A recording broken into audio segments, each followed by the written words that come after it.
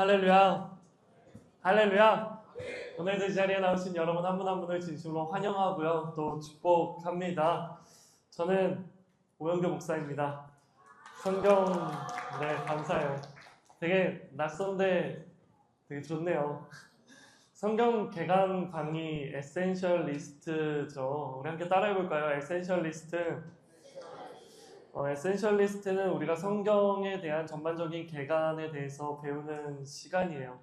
여러분들과 함께 이 에센셜 리스트를 함께 할 수 있어서요, 제가 너무나도 기뻐요. 왜냐면요, 제가 아주 오래전부터 꿈꾸고 있었던 게 있어요. 그게 뭐냐면 성경 66권의 모든 책을 개관해보고 싶다라는 게 제가 아주 예전부터 가졌던 소망이자 버킷리스트자 꿈이었거든요. 그 66권의 성경 개관의 시작이 오늘인 것 같아서요, 너무나도 행복하고 또 기쁩니다. 제가 이 마태복음 에센셜 리스트를 준비하면서 너무 큰 고민에 빠졌어요. 어떤 고민이냐면 어디서부터 어디까지 할까? 과연 어디서부터 어디까지 하는 게 개관일까? 그냥 마태복음은 이런 책이야 만 하는 게 괜찮을까? 아니면 그 내용에 조금 더 들어가서 세부적인 내용들도 좀 다루어야 하는 걸까? 그렇게 고민을 하다 보니까 강의가 너무 길어지는 거예요. 너무너무 길어지고 막 다 중요해 보이고, 다 중요하죠. 근데 다 이거 설명해야 될 것 같고, 그런 마음들이 너무 많이 드는 거예요. 그래서 제가 너무 고민을 제일 많이 했던 게, 이거는 좀 빼고 이건 좀 빼고 그래도 이거는 좀 나눠야겠다라는 것들만 조금 추려서 왔습니다. 기억하세요. 우리가 오늘 함께하는 강의는요, 개관 강의예요. 그렇기 때문에 1장부터 28장의 전체적인 내용을 다 다루지는 않겠지만, 세부적인 이야기를 다루진 않겠지만, 특별히 중요한 지점들은 우리가 다루면서 나아가 보려고 합니다. 그러니 여러분들도 마태복음의 내용을 기억하시면서, 또 오늘 전해드리는 메시지를 기억하시면서 마태복음을 조금 더 깊이 있게 이해하는 여러분 되기를 소망합니다. 바라옵기는 이 강의를 들은 사람과 듣지 않은 사람이 큐티를 할 때 많은 차이가 있게 되기를 주님의 이름으로 축복합니다. 그런 의미에서 여러분들은 참 귀한 분들인 것 같아요. 그래서 제가 한번 열심을 가지고 해보도록 하겠습니다. 자, 그러면 이제 진짜 시작해 볼게요. 에센셜리스트 그 첫 번째 강의는 바로 마태복음이에요. 우리 다 함께 따라해 볼까요? 마태복음. 마태복음. 우리는 마태복음을 오늘 공부하려고 하는데요, 마태복음은 뭐라고 부르죠?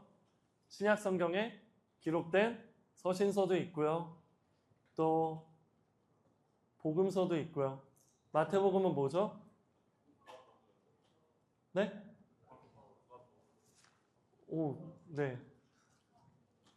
제가 여러분의 수준을 잘 몰라요. 그래서 굉장히 쉬운 질문을 냈는데, 너무 질문이 쉬워서 뭔가 목사님이 이렇게 꼰 게 있겠지라는 거 생각했나 본데, 마태복음 뭐죠? 서신서가 아니고 복음서죠. 제가 원했던 대답은 복음서예요 라는 대답을 원했어요. 근데 여러분의 수준이 높네요. 그럼 제가 좀 그냥 좀 쉽게 가볼게요. 여기서 제가 쉽게 간다는 말은 너무 풀어서 설명하지 않겠다는 뜻이에요. 만약에 이해가 안 되면 살며시 저한테 눈빛을 보내주시면 좀 더 쉽게 한번 가보도록 하겠습니다. 마태복음은 우리는 마태복음을 복음서라고 부릅니다. 따라해볼까요? 복음서. 신약 성경에는 크게 4개의 복음서가 있습니다. 마태복음, 마가복음, 누가복음, 요한복음. 우리는 이 4권을 복음서라고 부릅니다. 그런데 여러분 그거 아세요? 이 4개의 복음서가요, 신약 성경 전체의 46%를 차지하고 있습니다. 즉 신약 성경 27권 중에서 이 4권이 신약 성경 전체의 절반 조금 안 되는 분량을 차지하고 있다라는 것이에요. 그렇다라는 것은 신약 성경의 절반 정도는 복음서라는 것인데, 복음서의 내용이 무엇입니까?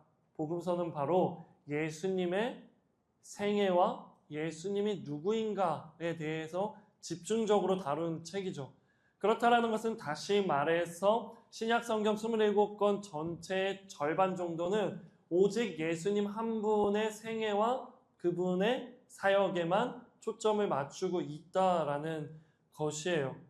사복음서의 4가지 복음서를 읽다 보면요, 예수님의 탄생과 그리고 성장과 또 공생애와 죽음과 부활, 바로 이 내용이 공통적으로 기록되어 있는데요.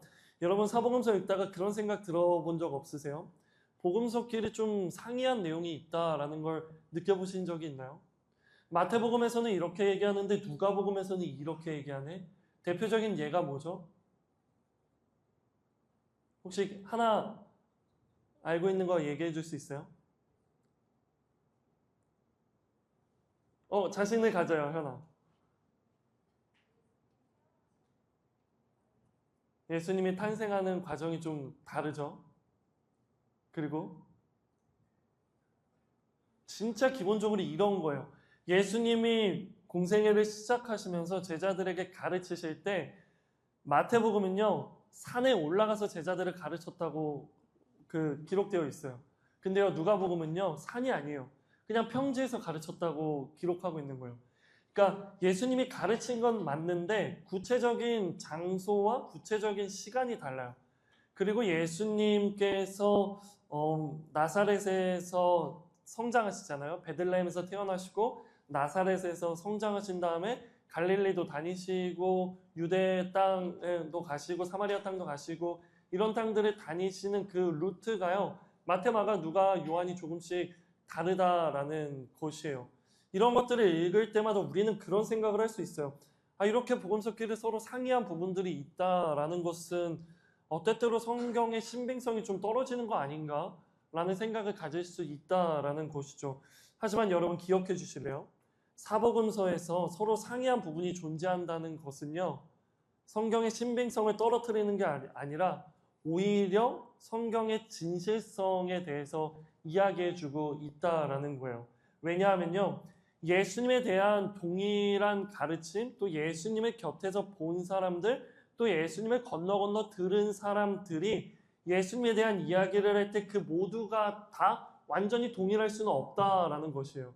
왜냐하면요, 어떤 한 사건을 보고 범죄 심리학자와 의사와 과학자와 신학자는요, 그 사건을 바라보는 관점이 달라요. 그렇기 때문에 관점에 따라 그들이 중요하게 여기는 것들이 다르죠.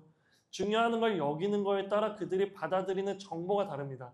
즉 객관적인 정보가 다르다는 게 아니라 이 정보를 어떤 관점에서 어떤 측면에서 어떤 것을 중점으로 기억하느냐가 다르다라는 거예요. 예를 들면 누가의 직업은 무엇입니까? 의사예요. 누가복음의 특징이 무엇인지 아세요? 예수님이 십자가에 못 박히시는 그 과정, 예수님께서 죽으시는 그 과정에 대해서 굉장히 자세하게 기록되어 있어요. 마태복음의 저자는 마태죠. 우리가 이따가 배울 건데, 그럼 마태의 직업은 뭐였죠? 세리는 뭐죠? 돈을 관리하는 사람. 지금으로 보면 회계사나 세무사 같은 사람이에요. 굉장히 똑똑한 사람이죠. 돈을 관리하고 돈을 징수하고 그걸 계산하는데 굉장히 치밀하고 섬세한 사람일 거예요. 그렇기 때문에 마태복음은 비교적 다른 복음서에 비해 굉장히 섬세하게 치밀하게 예수님의 가르침에 대해서 기록하고 있다라는 것들이에요. 이 부분에 대해서 뒤에 조금 더 자세히 이야기할 거예요.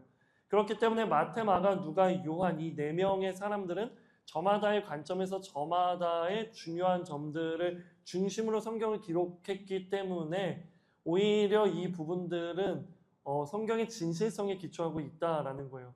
왜냐하면요, 만약에 한 100명이 썼는데 그 100명이 토시 하나 안 틀리고 똑같이 썼다고 해봐요. 그럼 무슨 생각이 들어요? 무언가 수정 작업을 거친 거 아닌가? 라는 생각이 들 수 있다라는 거죠. 마태, 마가, 누가, 요한이 서로 조금씩 내용이 상이하다는 건 오히려 그 마태, 마가, 누가, 요한의 원본을 그대로 보존했다라는 거예요. 그걸 누군가가 고치거나 이거 좀 다른데 사람들이 나중에 헷갈려하지 않을까? 우리가 이거 임의로 좀 고쳐볼까? 그러면 더 좋지 않을까라는 이런 부분들이 없이 오직 진실성에 기초하여 그 성경의 권위 그대로를 존중한다라는 것을 보여준다라는 거예요. 예수님에 대한 동일한 신앙 고백에 기초하면서도 각자의 시각과 서술의 차이를 인위적으로 끼워 맞추지 않고 있는 그대로를 인정했다라는 것이죠. 그렇게 예수님의 생애와 죽음은요, 이런저런 많은 퍼즐 조각들이 맞춰져서 복음서를 읽는 우리에게 더 큰 그림을 보여줄 수 있다는 거예요. 만약에 마태, 마가, 누가, 요한이 다 똑같은 내용이라면 굳이 복음서가 4개인 이유가 있을까요? 저는 없다고 생각해요. 서로 상이한 부분들도 존재하고 서로 이 사건은 마태복음에는 있는데 요한복음에는 없네. 이 사건은 요한복음에는 있는데 마테마가 누가에는 없네. 라는 것들을 살펴보면서 이게 진짜일까라고 의심하고 고민하는 게 아니라 아 이런 사건도 있었구나라고 우리의 그 바운더리가 더욱더 넓혀지는 거죠. 이게 이해가 됩니까? 마테, 마가, 누가, 요한이 서로 상이한 부분 혹은 어떤 책에는 있고 어떤 책은 없다라는 것들이 아 이게 진짜 있었던 사건이 맞나? 라는 의심보다는 아 이런 사건도 있었구나. 복음서가 한 권일 때보다 더 큰 예수님에 대한 이해도가 늘어날 수 있다는 거죠. 이걸 정말 쉽게 말하면 퍼즐 조각이 점점 많아진다라는 거예요. 퍼즐 조각이 많아지고 그 그림이 더욱더 커져서 예수님에 대해서 더욱더 폭넓게 이해할 수 있는 이유가 될 수 있다라는 것입니다. 그렇기 때문에 사복음서를 읽으며 서로 상이한 내용들이 나왔을 때 고민하지 마시고 시험 들지 마시고 아 마태, 마가, 누가, 요한 이들이 이런 쪽으로 조금 더 초점을 맞추어서 기록하고 있구나라는 것을 이해하시면서 성경을 보다 폭넓게 읽게 되는 여러분 모두가 되기를 주님의 이름으로 축복합니다. 그렇다면 서로 조금씩은 다르지만 이 모든 복음서가 가지고 있는 주요 내용은 무엇일까? 우리가 오늘 살펴볼 마태복음뿐만 아니라 다른 복음서들까지도요. 모두 예수님이 누구신가에 대해서 분명하고도 반복적으로 이야기하고 있어요. 볼펜 있으신 분들은 기록해 주실래요? 복음서는 예수님이 누구인가에 대한 질문의 대답이다라는 것이에요. 특별히 예수님의 생애에 비해 마지막 일주일, 예루살렘으로 들어가신 이후의 일주일의 고난과 죽음에 모든 복음서는요 상당한 분량을 할애하고 있습니다. 모든 분량의 많은 부분을 할애하고 있다는 것은 무슨 의미입니까? 그만큼 그 내용이 중요하다라는 것이에요. 예수님은 바로 우리를 위해 우리를 대신하여 고난을 당하시고 피 흘리시고 십자가에 죽으시고 부활하셨다라는 것이 모든 복음서의 공통적인 핵심 내용이라는 거예요. 바로 그것을 위해 예수님이 이 땅에 오셨다라는 것이 바로 복음서의 핵심 키워드라는 것입니다. 당연히 중요한 내용, 핵심적인 내용을 더 많이 할애하는 것은 우리에게 크게 어렵지 않게 받아들여지죠. 그것이 바로 사복음서, 모든 복음서의 공통적인 내용이라는 거예요. 그렇다면 여기서 조금 더 들어가 볼게요. 여러분에게 질문해 볼게요. 여러분 혹시 공관복음이라고 들어본 적이 있어요? 공관복음.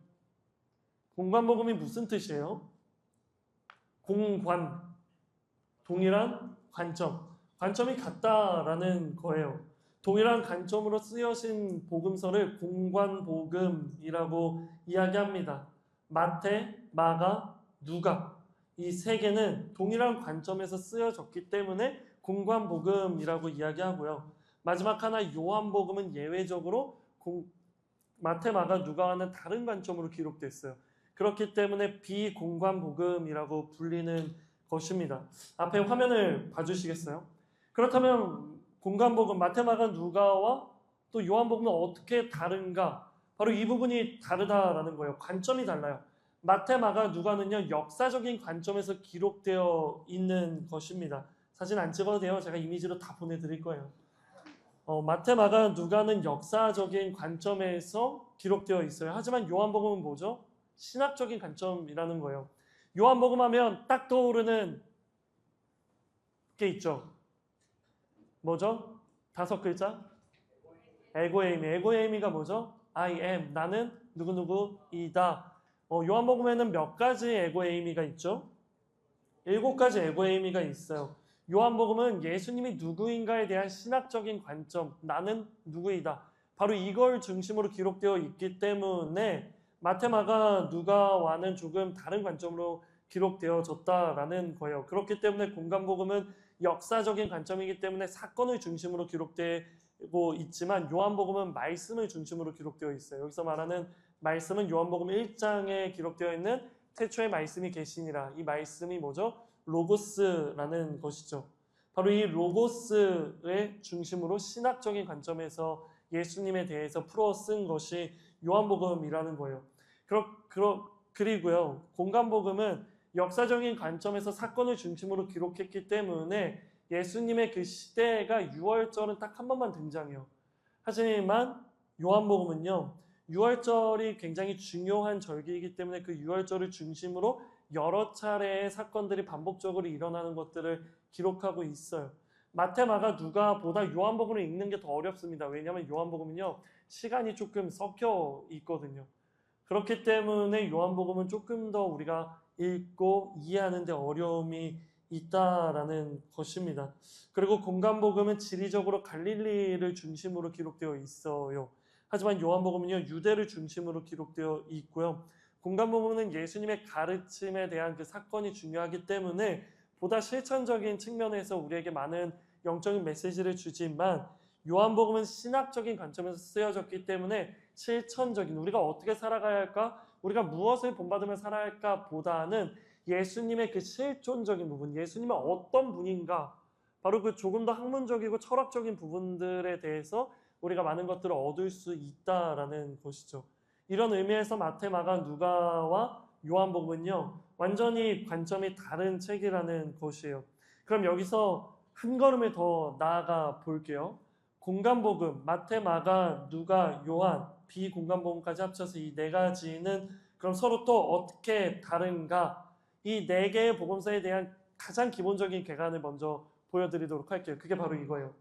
마태복음의 기록 연대와 또 마태복음의 독자, 그리고 마태복음이 말하고 있는 메시지, 그리고 특징이 무엇인가 기억해 주세요. 우리가 오늘 살펴볼 마태복음은요, 유대인을 독자로 하고 마태복음의 주요 메시지는 왕으로 오신 예수님, 바로 예수님을 왕이라는 것에 포인트를 맞춘다라는 것이에요. 볼펜이 있으신 분들은 기록해 주실래요? 마태복음의 핵심 키워드는 왕이라는 것이에요. 예수님은 누구인가? 예수님은 왕이다 라는 거예요. 하지만 그에 반해 마가복음은 예수님을 누구라고 묘사합니까? 종이라고 묘사하는 거예요.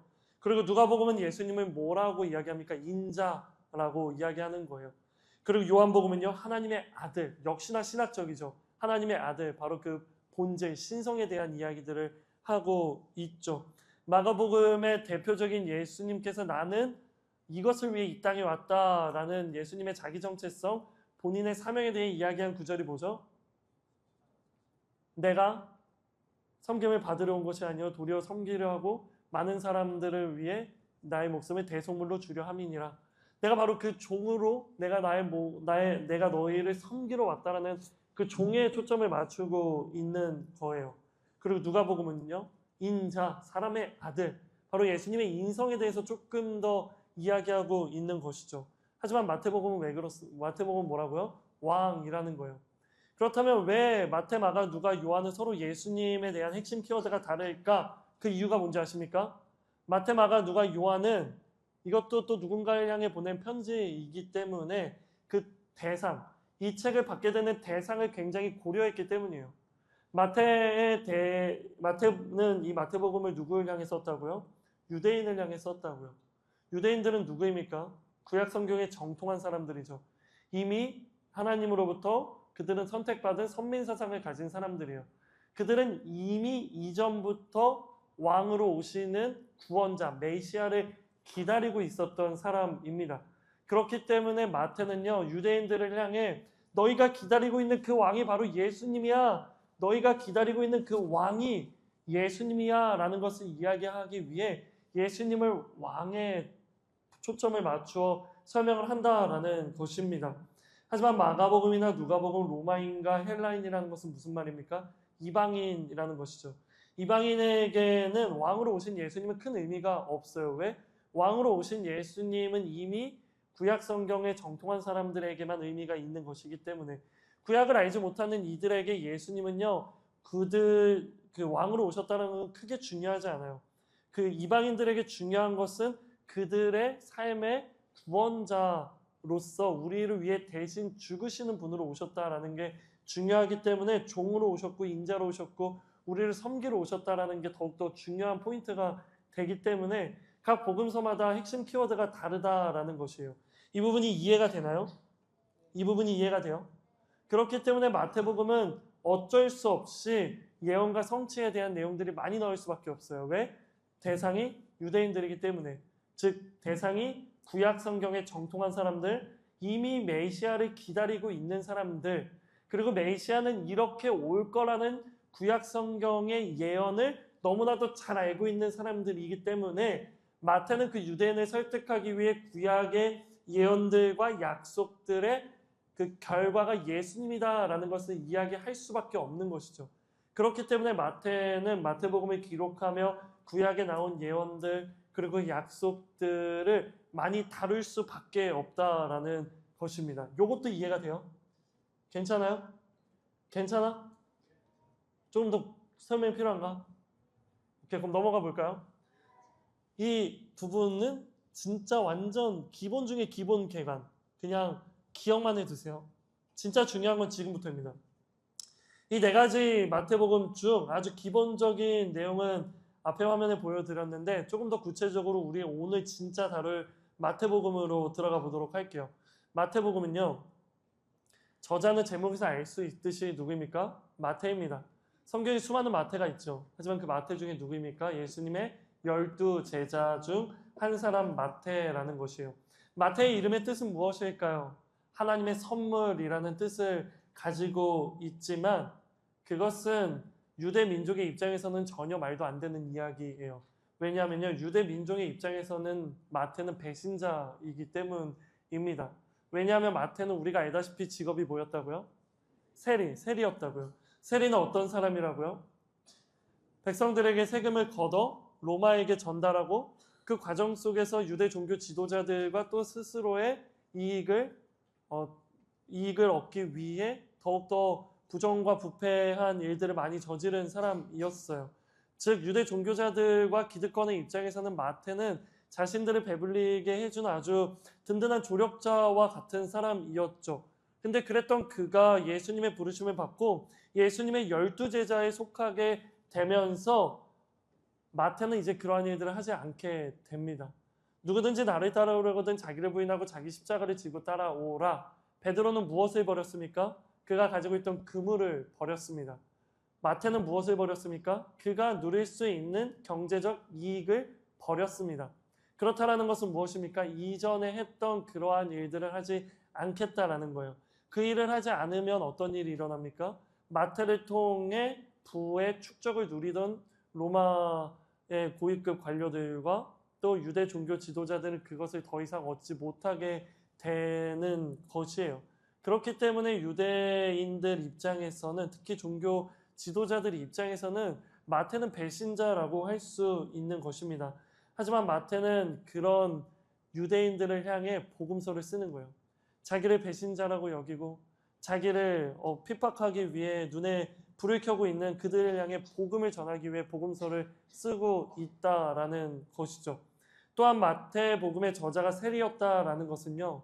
우리에게 마태복음을 이해하는데 아주 중요한 한 가지 특징을 발견하게 합니다. 제가 아까 잠깐 말씀드렸는데 돈을 관리하는 세리의 특유의 철저함과 세밀함으로 마태복음은 예수님의 가르침에 대해 굉장히 세밀하고 섬세하게 기록하고 있다라는 것이에요. 그래서 마태복음을 읽어보면요. 다른 복음서들과는 다르게 독자들은 마태복음을 통해 예수님의 가르침을 더욱더 구체적으로 알 수 있게 돼요. 대표적인 예가 뭐입니까? 마태복음 5장부터 7장에 기록되어 있는 산상수훈이에요. 그리고 10장에 기록되어 있는 제자를 파송할 때 예수님이 하시는 설교, 그리고 13장에 기록된 예수님이 천국에 대한 어떻게 비유하는지에 대한 그 비유, 그리고 23장에서 25장에 기록된 예수님이 종말의 때는 이런 일이 있을 거다라는 것에 대한 내용들, 이러한 내용들을 읽어보면요. 마가복음, 누가복음, 요한복음에 비해 굉장히 길게 구체적으로 기록하고 있다라는 것입니다. 그렇기 때문에 마태가 얼마나 세밀하고 또 섬세하게 복음서를 썼는지에 대해서 우리는 마태복음을 읽으면서 발견할 수 있는 것이에요. 즉 마태복음은 예수님의 가르침이 더욱더 풍성하게 기록되어 있고 예수님의 가르침이 더욱더 구체적으로 기록되어 있는 책이다라는 것입니다. 그리고 또 하나 중요한 것은요. 마태복음의 독자가 유대인이라는 이 부분이에요. 쉽게 말해 마태복음은 유대인들을 위해 쓴 복음서라는 것이죠. 이것은 마태복음의 아주 중요한 또 포인트 중 하나입니다. 왜냐하면 마태복음의 저자가 유대인이기 때문에 마태복음의 시작은요, 족보로 시작하고 있다는 거예요. 구약 성경이 끝나고 마태복음이 가장 앞에 기록된 것도 마태복음 1장이 족보로 시작되어 있기 때문입니다. 왜? 구약과 신약을 연결하기 위한 것이죠. 마태복음의 저자가 유대인이었기 때문에 마태복음의 시작 마태복음 1장의 족보를 기록한다는 것은 우리에게 아주 중요합니다. 왜? 대상이 유대인이라는 것은 그만큼 유대인들이 무엇을 중요하게 여기냐부터 먼저 짚고 넘어간다는 거예요. 유대인들은 무엇을 중요하게 여길까요? 그들의 혈통을 중요하게 여깁니다. 여러분 혹시 선민사상이라고 들어봤어요? 선민사상이 뭐죠? 맞아요. 착한 백성들이 아니라 선택받은 백성들이라는 거예요. 유대인들에게는 한 가지 큰 특징이 있었어요. 바로 선민사상. 우리만 구원받는다. 우리만 하나님께 선택받은 백성들이다. 우리만 하나님께서 사랑하시고 우리만 하나님께서 인도하신다. 그 선민사상의 시작은 어디입니까? 창세기 12장 누구? 여호와께서 아브라함에게 이르시되 너는 너의 고향과 친척과 아버지의 집을 떠나 내가 내게 보여줄 땅으로 가라. 바로 그 창세기 12장 1절에 기록된 아브라함을 지명하여 부르신 후 아브라함에게 하신 약속이 뭐죠? 내가 너로 큰 민족을 이루겠다라는 바로 그 약속. 그 약속으로 생겨난 백성들이 누구입니까? 민족이 누구입니까? 이스라엘 백성들, 바로 유대 민족이잖아요. 그렇기 때문에 하나님께서 아브라함을 부르시며 우리 유대인들을 이렇게 늘려나가셨기 때문에 하나님은 우리만 구원하시고 우리만 사랑하신다라는 선민사상을 가지고 있었어요. 그 선민사상은 다시 말하면 특권이라고 생각한 것이죠. 특권 의식이라고 이해하는 것이 훨씬 편합니다. 즉 아브라함의 자손들만 부르심을 받았고 아브라함의 자손들만 구원을 받는다라는 거예요. 이런 사상을 가진 유대인들에게 마태는 그것부터 이야기합니다. 그래, 너희가 생각하는 아브라함의 혈통이 중요하지? 잘 봐. 예수님도 아브라함의 혈통이야 라고 이야기하는 거예요. 예수님의 족보에 대해 나열하면서 예수님의 뿌리도 우리와 같은 아브라함이다 라는 것을 이야기하는 것입니다. 우리 함께 마태복음 1장 1절 마태복음의 시작을 함께 읽어볼까요? 시작.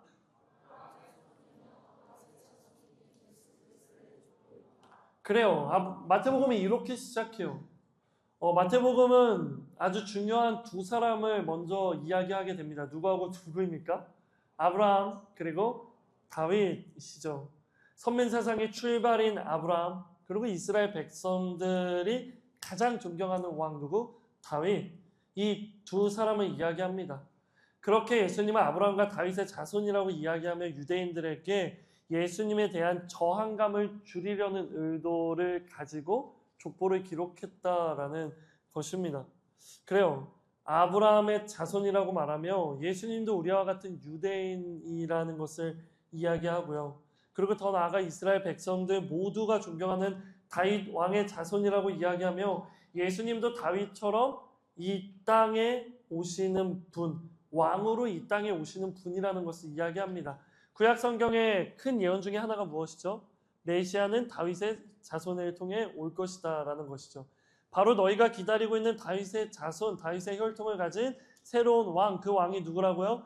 예수님이다 라는 것을 마태복음 1장 1절부터 이야기하는 거예요. 즉 아브라함은 혈통의 중요성, 다윗은 언약, 예언의 중요성, 이 두 가지를 1장 1절부터 이야기하면서 그래 너희가 기다리는 그분이 바로 누구냐?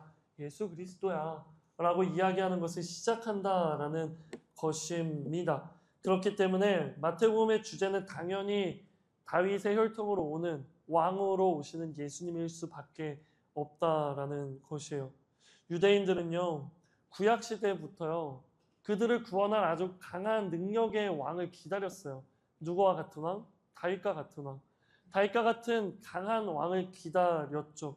그 기다림이 지나가면서 이스라엘 백성들이 강대국이 되지만 그 강대국도 잠시 하나님 앞에 죄를 짓고 무너지게 되죠. 그리고 수많은 나라에게 통치를 당하게 돼요. 아시리아, 바벨론, 그리고 페르시아, 그리고 결국 로마. 지금 이 시대는 로마의 통치를 받고 있는 시대잖아요. 즉, 이 로마의 통치로부터 강한 왕이 나와서 우리를 이 로마로부터 독립시켜주고 구원해줄 왕을 계속해서 기다리고 있는 것이죠. 이것 또한 잘못된 기다림이지만 그런 기다림을 가지고 있다는 것을 마태는 너무나도 잘 알았기 때문에 바로 예수님이 그런 왕이야라는 것을 이야기한다라는 것이에요. 그렇게 유대인들을 설득하고 그들에게 예수님의 복음을 전하기 위해 최선을 다하고 있다라는 것이죠. 즉 예수님이 구약에서 계속해서 이야기했던 왕으로 오시는 메시아라는 것을 이야기하는 거예요. 그렇기 때문에 구약의 예언이 곧 예수 그리스도의 오심으로 성취되었다. 이게 마태가 하고 싶은, 마태복음을 통해 이야기하고 싶은 최종 목적인 것이요. 그러기 위해 마태는요, 다른 복음서와는 현저하게 다른 복음서와는 비교도 할 수 없을 정도로 구약의 말씀을 130번이나 인용하는 거예요. 너희가 기다리는 왕은 예수님이야. 이 구약의 약속은 예수님이야. 이 구약의 말씀도 예수님이야. 계속해서 구약의 이야기를 꺼내는 것입니다. 사랑하는 허버 공동체 여러분, 기억해 주세요. 마태복음은 다른 복음서에 비해 구약의 예언과 가장 잘 연결됩니다. 특징이 있습니다. 참고용으로 나누어 드린 바이블 프로젝트 자료를 잠깐 보실래요? 거기에 좌측을 보면 예수님을 새로운 모세로 연결지어요. 이 부분도 뒤쪽에 나오는데요. 이 시도 또한 유대인들에게 있어서는 굉장한 시도인 것이에요. 선민 사상의 출발점인 아브라함, 그리고 왕인 다윗, 그리고 율법의 대표자인 누구? 모세. 바로 그 모세까지도 예수님에 비하면 아무것도 아니다라고 이야기하는 것이죠. 예수님은 이 모세보다도 더 위대한 분이다라는 것을 이야기하는 것이에요. 유대인들에게 있어서 모세는 율법을 받은 아주 위대한 인물이에요. 바로 그 모세와 예수님을 연결합니다. 아니요, 연결하는 것을 넘어서서 모세보다 예수님이 더 위대한 존재라는 것을 설득하는 거예요. 그렇다면 이러한 내용을 가지고 조금 더 세부적으로 마태복음을 살펴보도록 할게요. 이게 마태복음의 전체적인 딱 개관이에요. 이 부분에서 질문이 있나요? 마태복음이 대략 어떤 색깔의 책인지 알 것 같아요? 어느 방향성으로 나아가고자 하는지, 어떤 키워드가 마태복음의 중요 키워드인지는 이해가 됐죠. 그럼 이걸 머릿속에 넣고 조금 더 세부적으로 들어가 볼게요. 이렇게 왕으로 오신 예수님이라는 주제 속에서 마태복음은 크게 두 개로 나눌 수 있습니다. 앞에 화면을 봐주세요. 바로 1장부터 15장까지 한번 나누고요. 16장부터 28장까지 또 한번 나눌 수 있어요. 마태복음 1장부터 15장은 왕의 등장, 여기서 말하는 왕은 누구라고요? 예수님이라고요. 예수님의 등장에 대해서 15장까지 이야기합니다.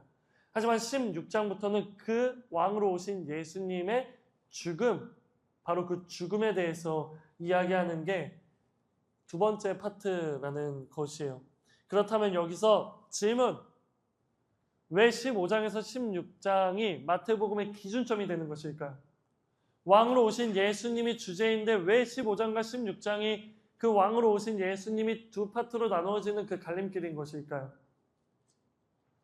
맞추면 선물 드릴게요.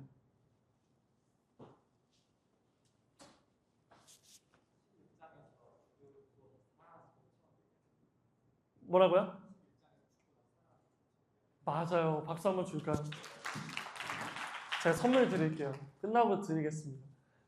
맞아요. 왜냐면요, 16장에 아주 중요한 예수님의 말씀이 기록되어 있어요. 우리 함께 읽어볼까요? 16장 21절이에요. 시작!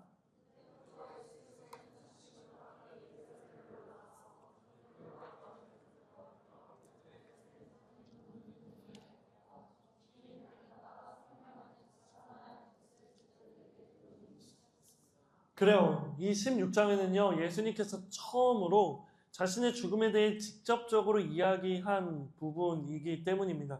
그러므로 마태복음 1장부터 15장까지는 왕의 등장에 대한 이야기를 하지만 16장부터는 예수님께서 자신이 죽을 것이라는 것에 대한 직접적인 언급이 시작되었기 때문에 예수님의 죽음에 조금 더 포커스가 맞추어져 있다라는 거예요. 기억하세요? 쉽게 말하면 이렇습니다. 마태복음 1장부터 15장까지 읽을 때 우리가 초점을 맞춰야 하는 것은 예수님이 어떤 일들을 행하시는가예요.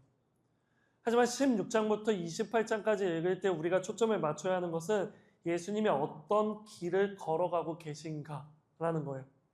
1장부터 15장은 예수님의 현재 일으키시는 사역들에 집중하면서 읽으시고요. 16장부터는 예수님이 어떤 방향을 향해 어떤 걸음을 걷고 계시는가, 예수님의 그 방향의 최종 목적지는 어디인가에 집중하면서 읽어야 한다라는 것이에요. 그렇게 읽게 되었을 때 우리는 마태복음을 진짜 제대로 읽을 수 있는 것입니다. 그렇게 15장과 16장 이 사이에는요, 아주 큰 것들을 함축하고 있는 것이에요. 그리고 마태복음 16장은 많은 중요한 부분들이 있죠. 예를 들면 주는 그리스도시요 살아계신 하나님의 아들이십니다. 베드로의 이 고백, 이 고백으로 베드로가 무엇을 얻게 됩니까? 하늘 문을 여는 열쇠를 얻게 되는 거잖아요. 그것으로부터 시작된 게 무엇입니까? 그게 바로 가톨릭 교황이잖아요.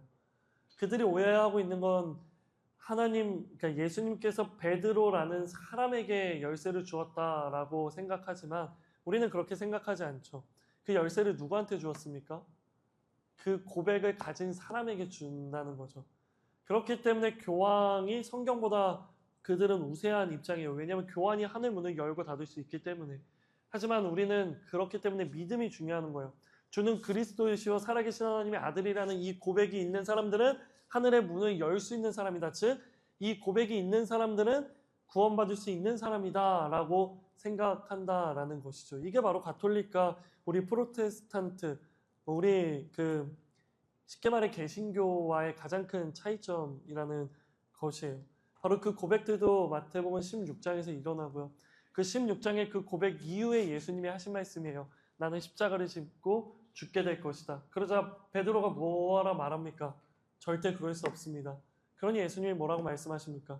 이 독사의 자식아 하면서 베드로를 꾸짖으시잖아요.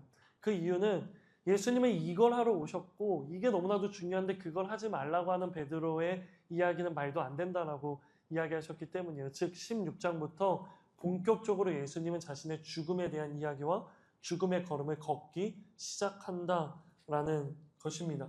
자, 그렇다면 첫 번째 파트 1장부터 15장을 먼저 살펴볼게요. 마태복음 1장부터 15장까지의 내용은요. 또 앞에 화면을 봐주세요. 이렇게 정리할 수 있습니다. 총 5개로 또 쪼갤 수 있어요. 1장과 2장은 왕의 탄생, 즉 예수님의 탄생에 대해서 기록하고 있고요. 3장과 4장은 왕의 등장, 성장하신 예수님께서 이제 공생애를 시작하시는 진정한 왕으로서의 사역의 등장을 이야기하고 있고요. 또 5장부터 7장은 예수님의 선포에 대한 이야기고요. 8장부터 10장은 예수님의 능력, 예수님이 어떤 능력을 가지고 계신지에 대한 초점을 맞추고 있고요. 그리고 11장부터 15장은 예수님이 조금씩 배척을 받기 시작하는 모습들에 대해서 기록하고 있다라는 것입니다. 이것만 봐도 마태가 얼마나 왕이라는 것을 키워드로 예수님에 대해서 설명해 나가는지에 대해서 우리는 발견할 수 있는 거예요. 왕이 탄생했다. 약속의 자손으로 오셨다. 이게 어디에 나와 있다고요? 족보에 나와 있다고요. 그리고 그 예수님께서 헤롯의 박해를 피해 피신하셨다라는 거. 하지만 때가 되었을 때 예수님은 세례 요한에게 세례를 받고 공생애를 시작하신다. 근데 그 시작 전에 한 가지 예수님의 관문을 거치게 되죠. 그게 뭐죠? 40일을 금식하신 이후에 어디로 가시죠? 혹시 마태복음 저만 읽어봤나요? 광야로 가시죠. 우리 같은 성경이잖아. 사단이 예수님을 유혹하기 위해 예수님을 광야로 끌고 가잖아요. 그렇죠? 뭐가 그래요? 예수님이 사단에 이끌려 광야로 갑니까? 그렇습니까? 자, 성경책 찾아봅시다. 마태복음 4장이에요.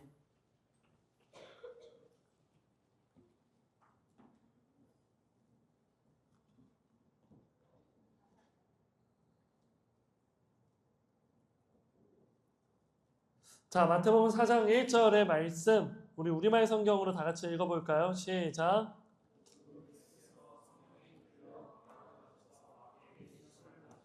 그래요. 예수님은 누구에게 이끌려 광야로 가십니까? 성령이 이끌려 광야로 가시죠. 그리고 그 광야에서 마귀에게, 사단에게 세 가지 유혹, 세 가지 시험, 세 가지의 시험을 받으시는 거예요.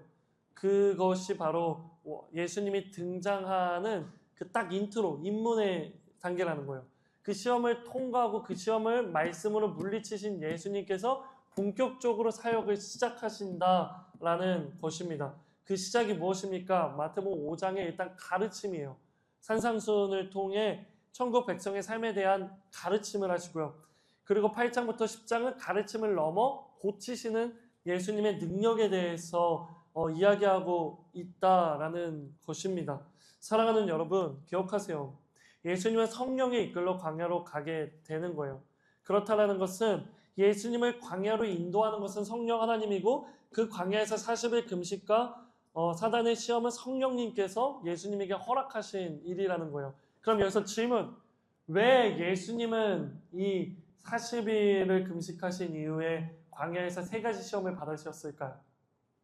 무엇을 보여주고자 한 걸까요? 마태는 이 말씀을 통해 세 가지 유혹이 뭐죠? 첫 번째, 돌이 떡이 되게 하라. 두 번째 뭐죠? 너 나한테 경배해. 내가 이거 너 다 줄게. 세 번째 뭐죠? 성전에서 뛰어내려봐. 그러면 천사가 너의 발을 붙들어 준다고 하나님도 말씀해 주셨잖아. 마귀도 하나님의 말씀을 가지고 예수님을 유혹했죠. 이것이 우리에게 보여주는 것은 무엇이에요? 여러분 뭐 기억나는 거 없어요? 예수님의 세 가지 시험. 이게 왜 마태는 예수님의 등장의 시점에서 왜 이걸 굳이 이야기했을까? 유대인들은요, 이걸 읽자마자 머릿속에 바로 떠오르는 게 있어요. 그게 뭔지 아세요? 그게 뭔지 아세요? 아담과 하와예요. 기억해 주세요. 예수님을 광야에서 받은 세 가지 시험은요, 아담과 하와가 받은 유혹과 전혀 다르지 않아요. 앞에 표를 보실래요? 아담이 받은 유혹은 무엇입니까? 세 가지죠. 먹음직하고 보암직하고 지혜롭게 할 만큼 탐스러운 거. 바로 이 세 가지의 아담은 마음이 빼앗겨서 먹게 되죠. 먹음직하다라는 것은 무엇입니까? 육신의 정욕을 이야기하는 거죠. 보암직하다라는 것은 무엇입니까? 안목의 정욕에 대한 이야기죠.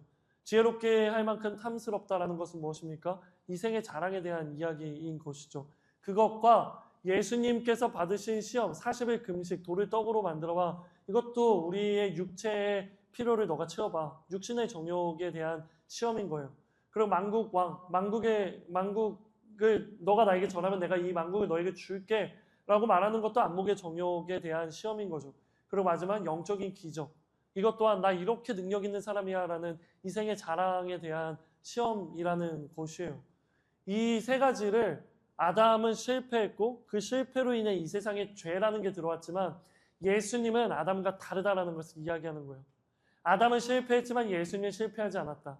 예수님은 아담과는 다르다. 예수님은 우리의 애초의 근본의 죄로부터 승리하시는 분이다라는 것을 애초에 여기서 짚고 넘어가는 거예요. 잘 봐. 예수님은 왕으로 오셨어. 왕으로 오신 예수님이 메시아인 이유는 우리가 지금까지 무너지고 있는 모든 죄악들로부터 예수님은 승리하실 수 있다는 거야. 기억해. 예수님은 왕인데 승리의 왕이라는 것을 보여주고 있다라는 거예요. 근데 그 승리의 방식이 무엇입니까? 말씀이라는 거죠. 예수님은 말씀으로 승리하신다라는 거예요. 이 말은 무엇입니까? 곧 마태복음의 후반전에 이런 얘기를 할 거라는 거예요. 왕으로 오신 예수님은 어떤 왕이냐면 말씀대로 우리를 구원하실 분이라는 거야. 그 말씀이 뭔데? 그 말씀이 바로 구약에 기록된 하나님의 율법, 제사라는 거죠. 그 제사라는 율법, 그 하나님의 말씀 그대로 우리를 구원해 주실 분이라는 거야. 즉 예수님은 우리를 구원하는 방법이 강한 힘으로 로마를 물리치는 게 아니라 구약의 말씀, 너희가 그렇게 중요하게 생각하는 율법처럼 희생 제물로서, 대속 제물로서 이 땅 가운데 오셔서 우리를 죄에서부터 구원해 주시는 분이라는 것을 여기서 이미 이야기하고 있는 거예요. 즉 이 말씀은요, 앞으로 예수님의 최종 목적지에 대해서까지도 이야기해 준다라는 것이죠. 인류 최초의 죄였던 아담과 하와는 사단의 유혹에 넘어가 죄를 범했지만 예수님은 사단의 유혹을 완전히 이기십니다. 이것이 우리에게 주는 영적인 메시지는 무엇입니까? 기억해 주세요. 예수님은 평범한 인간이 아니라는 거예요. 예수님은 하나님과 본질이 같은 분으로서 100%의 인성뿐만 아니라 100%의 신성도 가지신 분이다 라는 것을 이야기하는 거예요. 즉 예수님의 신성에 대한 직접적이고 적극적인 나타냄, 그리고 예수님이 앞으로 걸어가야 할 그 길, 어떤 왕으로 오셨는지에 대한, 어떻게 왕으로서의 임무를 완성하실지에 대한 것까지도 이 예수님의 등장하는 그 부분에서 마태는 설명하고 들어가는 거예요. 우리는 물론 이 시험을 보면 아담과 하와의 유혹이 떠오르지 않을 수 있지만 구약을 완전히 이해하고 있고, 구약을 완전히 이해한단 말은 좀 별로다, 그렇죠? 구약을 완전히 그들 나름대로 이해하고 있고 구약을 완전히 암송하고 있는 그들에게 있어서 이 이야기는요, 바로 아담과 하와의 세 가지 그 유혹에서 넘어진 것들이 떠오르는 거예요. 그렇게 마태는 그 아담과 예수님을 연결하는 것이죠. 이거 하면 또 기억나는 로마서의 구절이 있지 않습니까? 로마서 5장이죠. 바로 아담 기독론. 한 사람으로 인해 이 세상에 죄가 들어왔지만 한 사람으로 인해 그 죄가 사하여졌다라는 것. 그것 또한 연결되는 이야기라는 것이에요. 유대인들은 마태복음을 읽을 때 여기서 이 마태복음 4장에서 아담과 하와의 범죄를 100% 떠올렸어요. 그러면서 자연스레 예수님은 평범한 인간이 아니라 신성을 지니신 분이라는 메시지를 유대인들도 받게 되는 것이죠. 그렇게 마태는 예수님께서 하나님의 아들이자 하나님이자 하나님의 아들로서 이 땅에 있는 사단의 세력들로부터 승리하셔서 우리를 구원하시는 왕이다라는 것을 유대인들에게 전달하는 그 내용이 담겨 있다라는 것입니다. 여러분, 예수님의 이 시험을 읽을 때 이런 생각해 본 적이 있습니까? 아, 이게 그런 의미구나라고 생각해 본 적이 있습니까? 그러지 못한 이유는 마태복음의 그 마태의 온전한 그 기록의 의도를 발견하지 못한 거예요. 마태의 분명한 기록 의도를 발견하지 못한 이유는 마태복음이 어떤 책인지 모르기 때문이죠. 그렇기 때문에 이 책이 어떤 의미로, 어떤 목적으로 왜 쓰여졌는지를 발견하는 것은 그 속에 담겨있는 그 텍스트를 보다 제대로 깊이 있게 풍성하게 이해할 수 있게 되는 거예요. 이게 바로 에센셜 리스트의 필요성이자 에센셜 리스트가 우리에게 주는 유익이라는 것입니다. 이렇게 성경 66권을 다 파악해 보고 계세요. 파악해 보세요. 그럼요, 성경이요 완전 달라질 거예요. 저는 그거 너무 하고 싶어요. 그래서 제가 너무 꿈꾸고 있어요. 66권의 에센셜 리스트 강의안을 갖고 싶어요. 그거 어딜 가도 할 수 있잖아. 그러면 저는 진짜 너무 행복할 것 같고, 저는 저 아모스의 말씀처럼 하나님의 말씀을 찾으려고 돌아다녀도 찾지 못하여 갈아여 쓰러지는 그 청년들에게 이걸 알려주면 스스로 성경을 읽을 수 있게 할 수 있잖아요. 너무 멋지지 않아요? 저의 비전입니다. 네, 뭐 그래요. 돌아올게요. 돌아와서 기억해 주세요. 예수님은 고난 속에서도 말씀의 진리로 승리하시는 분이다 라는 것이에요. 바로 그분이 여기는 저와 여러분을 구원하시기 위해 이 땅에 오셨다라는 것이에요. 이것을 기억하면서요, 예수님이 걸어가시는 그 걸음을 따라 걸음으로 승리를 누리는 저와 여러분이 되기를 주님의 이름으로 축복합니다. 이것이 바로 마태복음의 첫 번째 파트에서 꼭 짚고 넘어가고 싶었던 마태복음 4장의 내용입니다. 네, 시간이 많이 갔네요. 다시 돌아와서 마태복음 4장에서 광야에서의 시험을 이기신 후 예수님은 이제 갈릴리 가버나움으로 가시고 거기서부터 예수님의 본격적인 사역이 시작됩니다. 어떤 사역이 시작되죠? 따라해 주실래요? 가전고, 가르치시고 전파하시고 고치시는 사역. 이것이 바로 예수님의 3대 사역이라고 우리는 이야기합니다. 그렇게 이제 정말 본격적으로 예수님의 사역이 시작되는 거예요. 그 내용이 어디부터 어디까지 기록되어 있다고요? 마태복음 5장부터 10장까지 기록되어 있다라는 것입니다. 그 중에서 두 번째로 우리가 살펴보고 싶은 것은 바로 마태복음 5장부터 7장까지 기록된 산상수훈이에요. 따라해볼까요? 산상수훈. 산상수훈이 마태복음의 첫 번째 파트, 왕의 등장 파트에서 살펴볼 두 번째 세부적인 부분이에요. 여러분 질문해 볼게요. 혹시 산상수훈의 가르침은 모든 복음서에 기록되어 있을까요? 어떻게 생각해요? 제가 앞에서 잠깐 말씀드렸는데 산상수훈은 모든 복음서에 기록되어 있을까요? 그렇지 않아요. 어디에 기록되어 있다고 제가 말씀을 드렸죠? 누가복음에도 산상수훈과 같은 본문이 기록되어 있는데 그것을 뭐라고 말한다고요? 평지설교라고 말해요. 누가복음에서는. 즉 마태복음의 산상수훈은 누가복음의 평지설교와 그 내용이 비슷합니다. 하지만 중요한 것은 누가복음의 평지설교는요. 마태복음의 산상수훈에 비해 현저히 적은 분량을 가지고 있어요. 5장부터 7장까지의 내용의 극히 일부분만 누가복음에 기록되어 있다라는 거예요. 여기서 우리는 한 가지를 또 확인하게 돼요. 세리였던 마태가 얼마나 섬세하고 치밀하게 예수님의 가르침에 대해서 기록했는지를 우리는 또 발견하는 거예요. 그렇다면 또 질문입니다. 과연 산상수훈에는 어떤 내용들이 있을까요? 저는 여러분이 산상수훈의 구조를 기억하시고요. 이 산상수훈을 정독하며 묵상해 보기를 원해요. 왜냐하면 산상수훈은 예수님의 가르침을 집약적으로 담고 있는 본문이기 때문입니다. 다시요. 산상수훈은 예수님의 가르침을 집약적으로 담고 있어요. 앞에 화면을 봐주시겠어요? 이게 바로 산상수훈의 내용이에요. 어떤 내용이 어때요? 5장 첫 번째 하나님 나라의 가르침, 팔복에 대한 가르침. 두 번째 제자의 정체성, 세 번째 율법의 참된 완성. 그게 뭐라고요? 예수님이라고요. 그리고 6장의 경건생활의 태도, 그리고 하나님 나라의 우선순위. 너희는 먼저 그의 나라와 그의 의를 구하라. 그리하면 이 모든 것을 너희에게 더하실 거라는 우선순위에 대한 이야기. 그리고 7장으로 넘어가면 공동체의 판단. 어떤 거? 비판하지 말라. 그리고 황금률. 여러분 황금률이 뭐죠? 황금률이 뭐예요?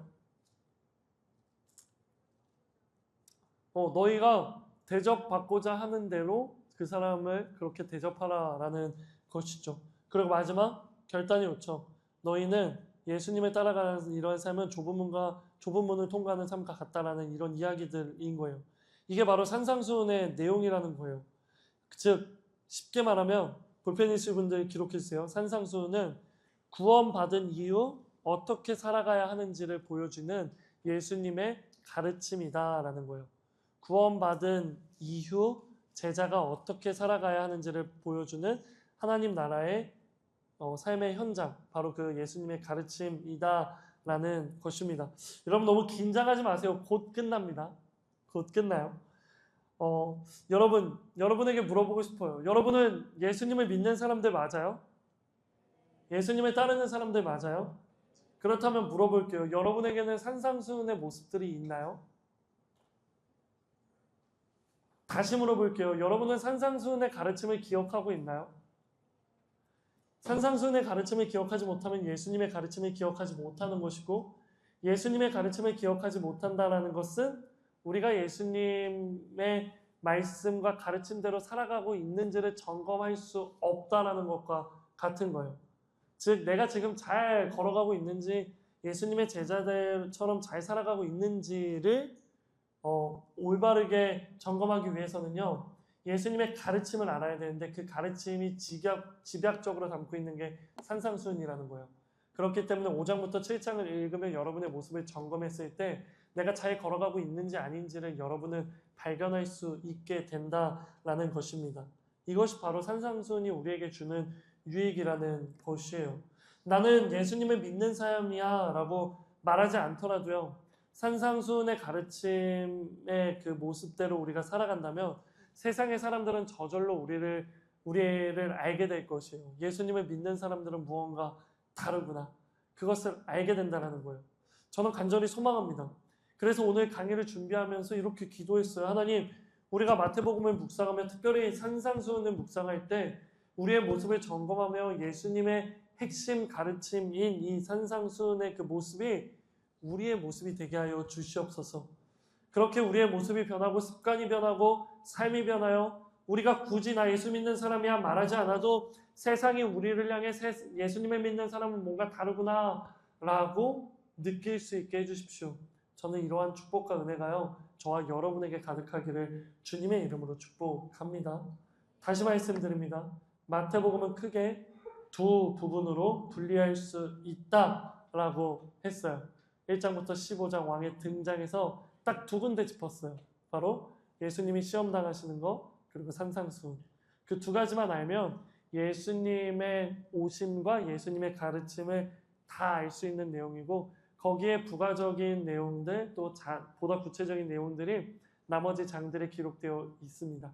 그것은 염두하면서 앞부분을 읽으시고요. 두 번째 파트로 넘어갈게요. 두 번째 파트로 넘어가서 16장부터 28장 왕의 죽음 이 부분으로 넘어가 보도록 할게요. 두 번째 파트는요. 바로 죽음의 길, 십자가의 길, 고난의 길을 걸으시는 예수님의 모습이 아주 핵심적으로 기록되어 있고 중심적인 내용입니다. 마태복음 16장부터 28장은 또 세부적으로 이렇게 나눌 수 있어요. 16장과 17장은 왕의 현현, 예수님의 모습을 세상 가운데 드러낸 거죠. 어떤 모습? 인성 말고 신성. 변화산 사건을 이야기하는 거예요. 그리고 18장에서 20장은 예수님께서 이제는 비유를 통해 가르치시는 내용들. 그리고 21장부터가 정말 중요합니다. 예수님께서 예루살렘 성으로 입성하십니다. 이 사건이 굉장히 또 중요하죠. 그렇게 예루살렘 성으로 입성하셔서 며칠 동안 예수님은 고난당하실까요? 예루살렘 성에 딱 들어가서 십자가에 못 박히기까지 며칠일까요? 7일이에요. 딱 일주일. 그 일주일의 삶을 21장부터는 예수님의 그 일주일의 삶에 대해 보여주는 거예요. 즉 예수님이 예루살렘 성에 입성하셨어. 그리고 예수님이 부활하시는 그 28장의 마지막 절 거기까지가 시간상으로 일주일이라는 거예요. 그렇기 때문에 그 일주일의 하루가 어떻는지를 우리는 기억하면서 마태복음을 묵상해야 된다는 것입니다. 그 예수님의 하루하루가 우리가 걸어가야 할 그 하루하루의 삶과 다르지 않다라는 것을 분명히 기억하시기 바랍니다. 그렇게 24장, 25장의 왕의 재림, 그리고 26장과 27장 왕의 순환, 그리고 28장에서 마침내 왕이 부활하는 장면을 기록하고 있다라는 것입니다. 앞에서 말씀드렸죠. 16장부터 왕의 죽음의 파트가 시작되는 이유는 16장에서 예수님이 처음 직접적으로 십자가의 가르침에 대해서 이야기하셨기 때문이라고. 그래서 예수님은 십자가의 길을 본격적으로 걸어 나가기 시작하는 거라고 말씀드렸죠. 저는 여러분이 마태복음 16장부터 읽을 때에는요, 예수님의 십자가 여정을 주의 깊게 묵상하며 읽어보기를 소망합니다. 왜냐하면 예수님의 십자가 여정은 성경 전체를 관통하고 복음서를 관통하고 복음을 관통하는 핵심 내용이기 때문이에요. 그러면 질문합니다. 과연 예수님의 십자가의 길을 본격적으로 걷기 시작하는 것은 언제부터인가? 제가 앞에서 말씀드렸죠. 언제부터라고요? 마태복음 21장에 언제? 예루살렘 성에 들어가는 것. 우리는 그 날을 무엇라 부르죠? 예수님이 예루살렘에 들어가는 날을 뭐라고 부르죠? 모르는구나. 모르나요? 사순절의 마지막 한 주를 고난주간이라고 하잖아요. 고난주간이 시작되는 그 주일을 뭐라고 부르죠? 모르는군요. 좋아요. 이제 알면 돼요. 종려주일이라고 부릅니다. 따라해볼게요. 종려주일. 종려주일. 왜 종려주일이라 부르는가? 마태복음 21장 7절부터 10절의 말씀 읽어볼게요. 시작.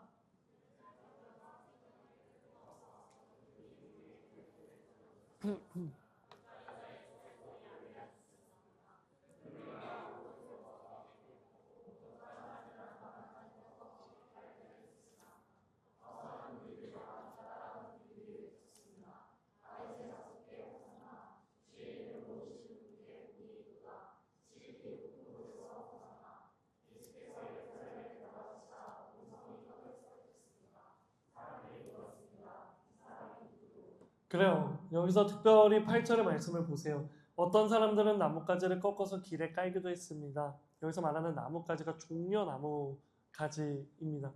사람들이 종려나무 가지를 흔들면서 호산나, 호산나를 번역하면 뭐죠? 구원하소서, 구원하소서. 바로 그 구원자로 이 땅에 오신 예수님, 그리고 구원자로서 예루살렘 성에 들어가서 고난을 당하시고 죽으시는 예수님에 대한 예언에 대한 성취라는 거예요. 특별히 종려주일에 예수님이 무엇을 타십니까? 새끼 나귀를 타고 가시죠. 그 새끼 나귀를 타고 가신 이유는 무엇입니까? 이 또한 유대인들은 바로 알아차립니다. 스가랴 9장 9절에 나오는 메시아는 어린 나귀를 타고 이 땅 가운데 올 것이다 라는 바로 그 말씀, 그 말씀을 유대인들은 알고 있기 때문에 새끼 나귀를 타고 들어가시는 모습을 보여주면서 너희가 기다렸던 메시아가 예수님이다 라는 것을 이야기하고요. 종려나무가지를 흔들며 호산나 외치는 것도 바로 이 예수 그리스도가 우리를 구원하기 위해 이 땅에 오신 분이다 라는 것을 이야기해 주는 것을 또 보여준다라는 것이에요. 그렇게 예수님은 예루살렘으로 들어가며 본격적인 고난의 길을 시작하세요. 얼마 동안이라고요? 7일. 그럼 그 7일의 여정은 어떨까요? 정리해 볼게요. 앞에 화면을 보세요. 이 화면을 보면서 마태복음 21장부터 28장까지 읽어보세요. 그러면 여러분 예수님의 하루하루를 쪼개서 읽을 수 있습니다. 그 하루하루를 쪼개서 읽는 거 굉장히 중요합니다. 가장 먼저 주일, 일요일에 들어가세요. 그래서 종려 주일인 거예요.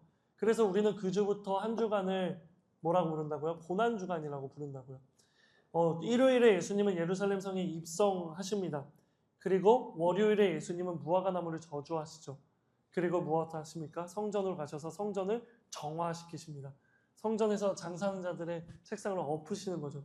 그리고 그게 월요일이고 화요일에 무엇을 하십니까? 그 엎으신 성전에서요. 바리새인들을 비롯한 수많은 사람들과 논쟁을 벌이십니다. 그리고 과부의 헌금에 대한 이야기를 하시고요. 그리고 말세, 바로 종말의 날에 이런 예언이 있을 것이다라는 걸 성전에서 예수님은 가르치세요. 그게 화요일입니다. 그게 가르치시는 것. 그리고 수요일은 무슨 일이 일어납니까? 여기서 친구들과의 만찬. 여기서 친구는 누구입니까? 예수님을 따르는 제자들을 이야기하는 거예요. 제자들과 만찬을 즐기시고 그때 한 여인이 예수님께 와서 향유 옥합을 깨트리며 예수님의 발을 닦게 되죠. 그게 수요일에 있었던 사건이에요. 그리고 목요일은요. 세족식과 유월절 성만찬 그리고 겟세마네 기도. 바로 이러한 일들이 목요일. 예수님은 성만찬을 하시고요. 그리고 제자들의 발을 씻기시고요. 그리고 그날 저녁에 겟세마네 산으로 기도하러 올라가세요. 그때 예수님의 제자들도 같이 가지만 그들은 깨어있지 못하죠. 하지만 예수님이 겟세마네에서 위대한 기도를 하시죠. 하실 수 있거든 이 잔을 옮기시옵소서. 그러나 내 뜻대로 하지 마시고 아버지 뜻대로 하소서. 이게 언제라고요? 목요일이라고요. 그리고 밤새 기도하고 아침에 내려왔을 때 붙잡히게 되죠. 그게 무슨 요일? 금요일이라는 거예요. 금요일날 유다가 배신해서 체포당하시고요. 그 금요일날 수많은 일들이 일어나게 됩니다. 바로 예수님이 체포당하시고 신문당하시고 재판당하시고 그리고 채찍질 맞으시고 그리고 십자가를 지시고 골고다 언덕으로 올라가시며 처형당하시고 예수님이 죽을 때 성경은 기록하죠. 그 가운데 어둠이 가득했다고. 그리고 예수님께서 죽으십니다. 그 죽으시는 시간까지도 기록되어 있죠. 9시라고. 뭐야 목사님 9시면 아침 아니에요? 아닙니다. 성경에 기록된 시간은 더하기 6을 해야 돼요. 제3시에 예수님께서 십자가를 지셨다는 것은 3 더하기 6은 9, 오전 9시. 제6시에 6시부터 흑암이 어둠이 가득했다는 건 6 더하기 6은 12, 정오 12시. 그리고 제9시에 예수님께서 숨을 거두셨다. 9 더하기 6은 15, 오후 3시. 오후 3시에 예수님이 숨을 거두신 거예요. 무슨 요일? 금요일에.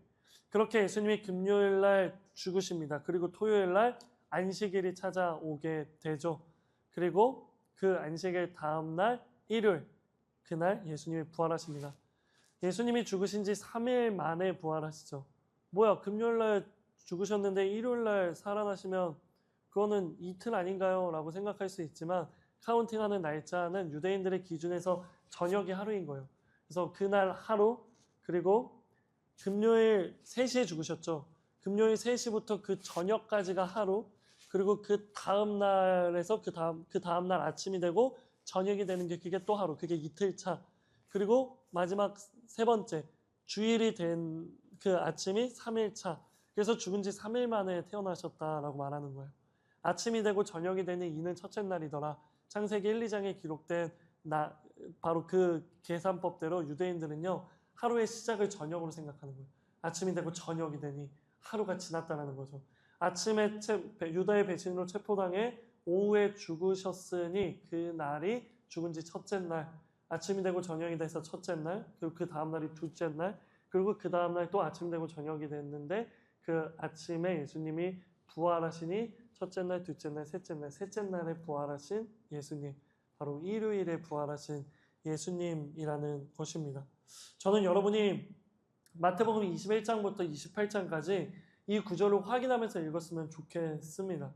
그리고 이 구절을 확인하면서 지금이 무슨 요일이구나를 기억하면서 했으면 좋겠어요. 특별히 추천드리고 싶은 건 2월 18일부터 제2수요일, 사순절, 예수님의 십자가 지심을 묵상하는 사순절이 시작되거든요. 그리고 부활절 전 일주일을 고난주간인데 특별히 그 고난주간의 주일에는 딱 마태복음 21장, 고난주간의 월요일에는 마태복음 21장에 이 무화과 나무 사건과 성전 정화 사건을 묵상하는 하루를 보내고, 그렇게 예수님과 발맞추어 하루하루를 보낼 때 우리는 예수님이 지금 어떤 고난과 핍박을 나 때문에 당하시는지를 더 깊이 있게 이해할 수 있다는 거죠. 이걸 알고 성경을 읽는 것과 모르고 성경을 읽는 것은 깊이의 차이가 어마어마합니다. 정말로요. 여러분의 묵상의 깊이가 완전 달라지고 예수님의 죽음이 여러분에게 그저 가볍게 다가오지 않을 거예요. 그리고 예수님의 부활은 여러분에게 누구보다 큰 기쁨으로 다가오겠죠. 자, 저는 여러분이 마태복음을 읽을 때 이걸 기억하고 읽음으로써 그런 묵상의 깊이를 누리기를 바랍니다. 이게 또 하나의 에센셜리스트의 목적이라는 거예요. 근데 여기서 한 가지 의아한 점 있지 않아요? 안식일이 언제예요? 안식일이 언제입니까? 여러분에게 안식일은 언제예요? 주일이죠. 주일이 무슨 요일이에요? 근데 지금 여기서는 안식일이 무슨 요일이라고 나옵니까? 토요일. 제7일 안식교라고 들어봤어요? 거긴 지금도 토요일 날 예배드려요. 왜냐하면 토요일이 성경에서 말하는 안식일이니까. 그들이 틀렸을까요? 맞아요. 성경에서는 토요일이 안식일이 맞습니다. 왜요? 일주일의 시작은 일요일이기 때문이에요. 그렇게 일요일부터 첫째 날부터 해서 하나님께서 6일 만에 모든 걸 창조하시고 일곱째 날 안식하시죠. 일요일이 시작이기 때문에 일, 월, 화, 수, 목, 금, 그리고 일곱째 날 토요일 안식. 그래서 구약에서는 토요일이 안식일이 맞습니다. 그럼 질문, 왜 우리는 일요일 날 예배 드릴까요? 토요일 날 예배 안 드리고. 왜일까요? 맞아요. 여기 정답이 나와 있잖아요. 일요일이 무슨 날이라고요? 예수님이 부활하신 날이라고요. 예수님의 십자가 지심 이후 우리에게 중요한 건 부활입니다. 왜? 부활로 인해 우리가 무엇을 누립니까?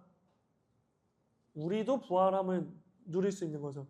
부활이 있다는 게 우리에게 어떤 소망을 줍니까? 영원한 생명에 대한 소망을 주고요. 또 어떤 소망을 줍니까? 천국에 대한 소망을 주는 거죠. 그리고 또 어떤 소망을 줍니까?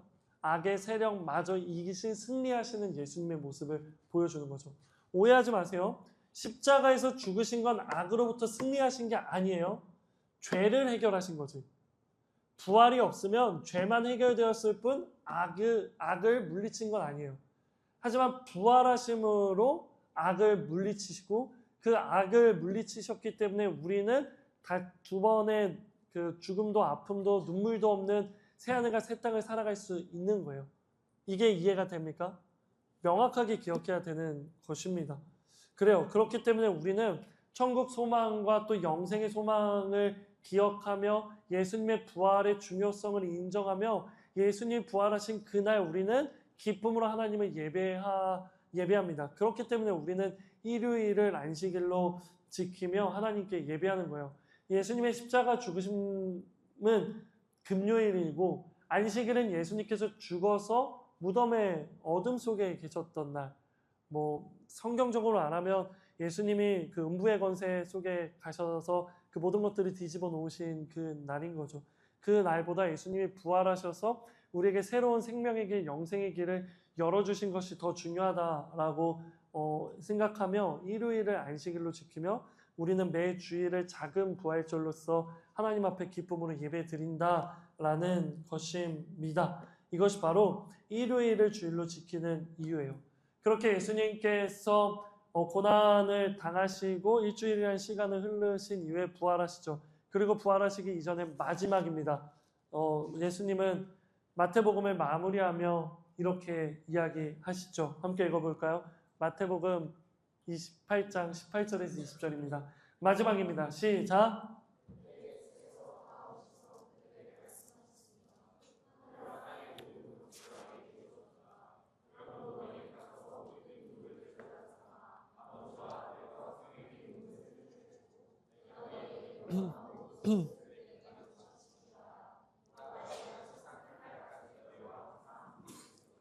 그래요. 이것이 바로 예수님께서 우리에게 하신 마지막 말씀입니다. 그리고 이 말씀이 이제 사도행전으로 이어지고 그 사도행전의 곳곳에 바울 서신들이 들어가 있고 그리고 그 사도행전 28장이 끝나고 사도행전 29장 우리가 살아가고 있는 이 시대가 펼쳐져 있는 것이에요. 여러분, 성경은요 놀라울 정도로 완전합니다. 그렇다라는 것은 텍스트 그 자체로도 우리에게 의미가 있지만 그 텍스트를 그 성경의 전체적인 내용 속에서 읽었을 때 더 큰 힘을 발휘한다는 거예요. 마태복음의 이 강의가 어려웠을 수도 있어요. 하지만 어려웠다라는 것은 우리가 이해하고 있지 못했기 때문에 어려웠다라는 거예요. 우리가 이해하고 있지 못했다라는 것은 마태복음의 정확한 기록, 의도와 목적과 구성을 알지 못했다라는 거예요. 그랬다라는 것은 우리는 그저 마태복음의 텍스트만 읽어 내려왔다라는 거죠. 물론 그것만으로도 의미가 있습니다. 하지만 그 다음 단계로 나아가지는 못하는 거예요. 잘 생각해 보세요. 똑같은 구절을 읽어도 항상 똑같은 은혜가 있는 것은 아니에요. 똑같은 구절을 읽어도 때로는 다른 영적인 메시지를 발견하기도 해요. 그렇다는 것은 나의 관점이 바뀌었다는 거고 내가 그 다음 단계로 넘어갔다는 거거든요. 그 다음 단계에 더 깊은 묵상을 하기 위해 우리는 전체적인 숲을 봐야 된다는 거예요. 그 숲을 이해하고 마태복음을 다시 읽을 때 저는 여러분이 그동안 발견하지 못한 놀라운 영적인 메시지를 발견하리라 믿어 의심치 않습니다. 사랑하는 여러분, 저는 여러분이 성경을 더 치열하게 공부하면서 읽기를 소망합니다. 그리고 저는 여러분이 성경을 더 깊이 있게 읽어 내려가기를 소망합니다. 왜 이 구절이 여기 써져 있고 왜 여기 순서 배치는 이렇고 왜 여기는 이런 내용들이 더 많이 나올까를 고민해 보세요. 그걸 고민해 보면 그 내용이 더 선명하게, 더 명확하게 보여질 수 있다라는 것입니다. 해볼 만한가요? 해볼 만한가요? 해볼 가치가 있다고 생각해요? 당연합니다. 그 걸음에 제가 함께 하도록 하겠습니다. 우리 이 시간 마지막 한번 기도하고요. 오늘 시간을 마치도록 하겠습니다. 우리 이 시간 마지막으로 딱 한번 기도할 때